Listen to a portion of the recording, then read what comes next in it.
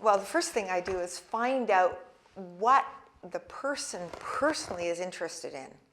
So coaching is like a mirror, and it's a mirror of that person's inner development.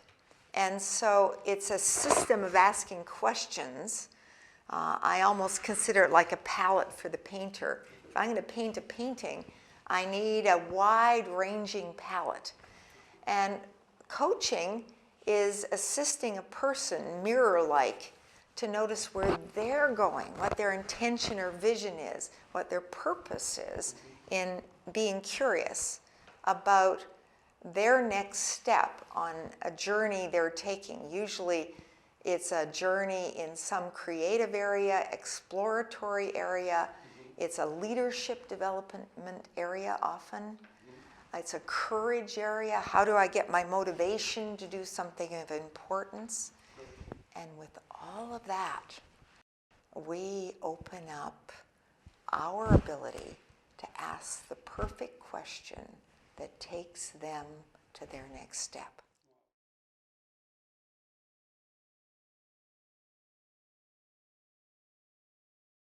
Well, we came out of an era. I'm a little older than many coaches. We came out of an era of 100 years of psychotherapy. And so the focus was on how people were created by the past. It was almost like when I was learning psychology, and I'm a psychologist, there was this idea out there that, you know, the identity is like a railroad and the train goes along the tracks and then it stays on those tracks for your lifetime. Now, with coaching, what we're doing is building the tracks. With coaching, we're creating the future, we're creating the quality of abilities that we want to have, and we're developing our skill in being really flexible. So there was a need to shift a lot of these inner metaphors about what it meant to be human and go into the self-discovery mode that has allowed us to create a science of developing futures. I think it's the public's awareness of the potential that we all have that's been the biggest obstacle for coaching. People have no idea of their capacity to use the mind and the brain. They have no idea of their inner genius and the fact that this is available all the time. Now with the new brain research, it's very clear that even in 6 weeks, with our brain's neuroplasticity, we can change very effectively who we are. We're not tied to what happened to us, or we're not tied to the education system we had. We can, in fact, grow and change at any age.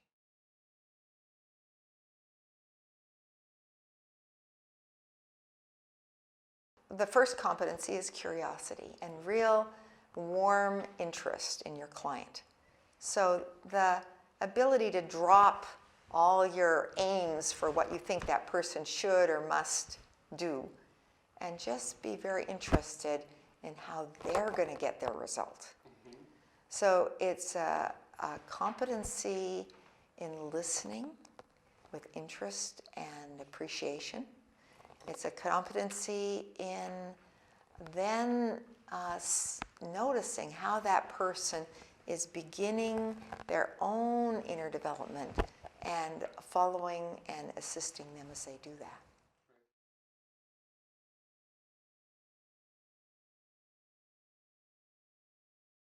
Well, there's 2 areas. One is coaching leaders, and that means we're developing a whole group of leadership capacities.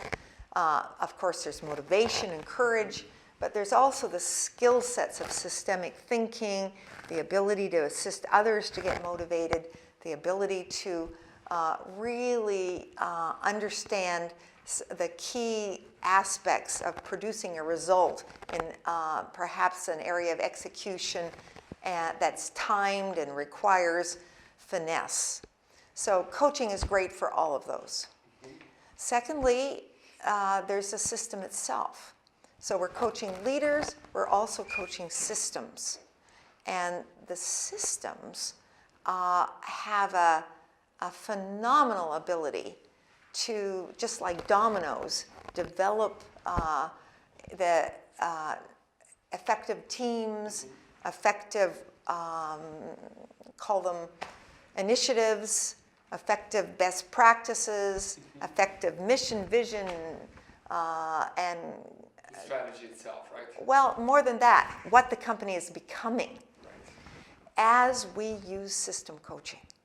And so coaching managers, we use it, we just don't go in and start coaching managers. We're actually working with that company's development, its initiatives, its long-term unfolding, and it works phenomenally. Great. I've been working with about 10 Fortune 1000 companies in the last era, and in the last few years, 3 big ones. And to watch those companies develop through coaching would rattle the stars if people understood how quickly and powerfully a corporation can change.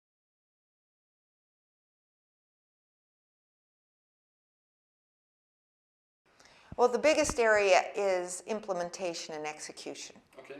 Because in fact, often, even though people all agree on a result and a time frame, what happens is far from what they originally planned. Things fall apart, there's different things, and it's nobody's fault, quote unquote. But in fact, people have not been thinking like leaders at every level of the company. So we're assisting people to become leaders in their realm. As they work, they are taking responsibility for the whole system. And that shifts everything.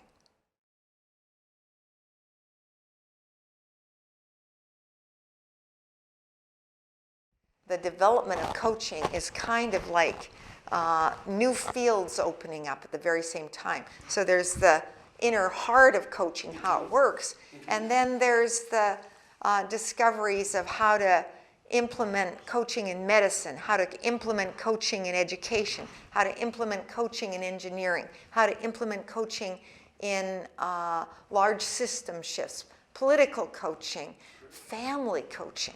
There's a whole compendium of major areas where coaching is now maturing.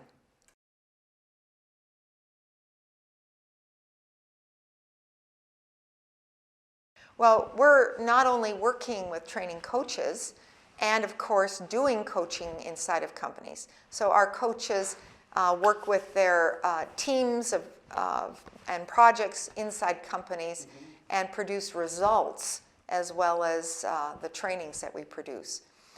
So a lot of our work is corporate, team coaching, working with managers, working with leaders, working with sales coaching, working with negotiations coaching, which is a big one, an amazing area, working with productivity, and so on. These are all areas where we've designed programs, assist leaders, and so on.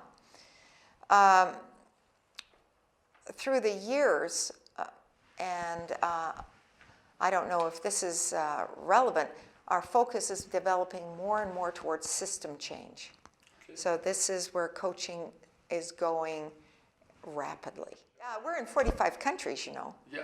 That's a lot of countries, and there's about 6 coming aboard.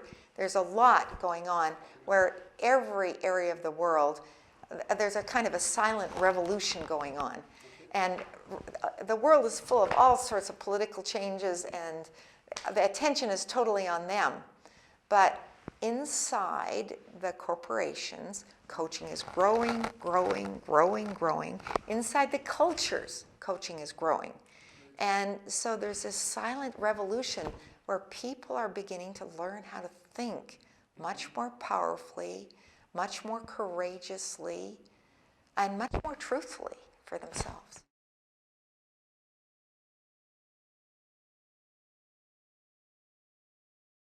Well, right now, of course, online coaching is just spreading. So Ericsson International has an online academy. We're using the inverted classroom, all sorts of effective techniques for adult education to assist a really powerful coaching experience, even though people are sitting in their home in a classroom that's across the globe. This works, and people, of course, do the same thing in organizations. They may be in all different offices down the hall taking the same program. So we see many more online courses, and we're using technologies to support that. People meet in their online practice. They meet, they watch videos together. They use what we call the hub of experience, the already organized coach training, and they can access any of it.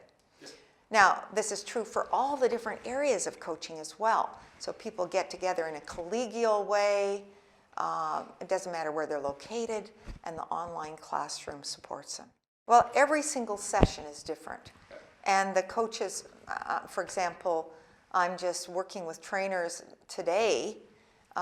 These coaches are learning continuously ways to work cross-culturally with different kinds of mindsets, with different kinds of, if you want to call it, strategies for thinking.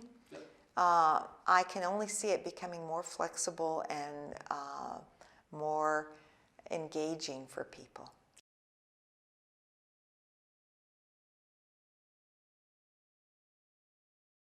Well, again, Erickson is involved in assisting this. One of the biggest challenges for coaches is they tend to work alone. Okay. And so what we're doing is we're assisting them. We've got a huge program called the World Game. Erickson World Game conferences are happening in 15 countries in 2015. Okay. And they're big conferences. We've just done 2 of 250 people. So coaches get together, they're learning new skill sets, they're working in teams and discovering how to create little mastery groups, groups of partners that work with some kind of contributory legacy, where they're contributing to their culture in some way. And these aren't small, some of them are very big. We're actually assisting some major communities ecologically, in terms of education, educational coaches. It's kind of exciting. And this draws the coaches together, allows them to experience their own, if you want to call it, empowered community self. And we see their development continue.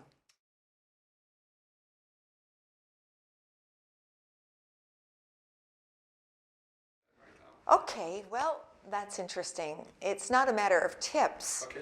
It's a matter of what's your next step. So if everyone knows the journey that they're on, including all the coaches we work with.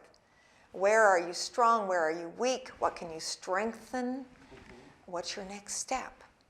And generally, the area we are getting stronger with is handling old fears, what we call gremlins.